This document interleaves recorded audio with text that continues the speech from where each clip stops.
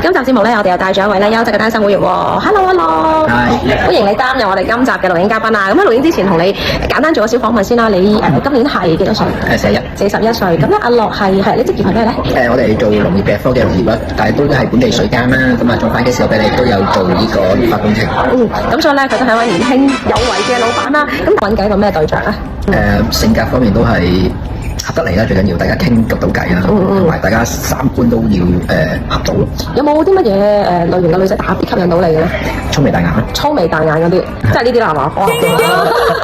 已經睇緊呢條片嘅朋友仔啊，雖然我冇辦法啦，我已經生兩個啊，你哋咁啊睇緊呢條片嘅朋友仔啊，如果係嘅話就記得要留意我哋節目啦。咁啊性格方面有啲咩特別吸引到你？都冇乜，即係唔好太火爆脾氣係嘛？係啦，即係大家傾到偈交流到咯，即係都可能大家意見都要翻上，就唔好要太大脾氣嗰種啦，係咪啊？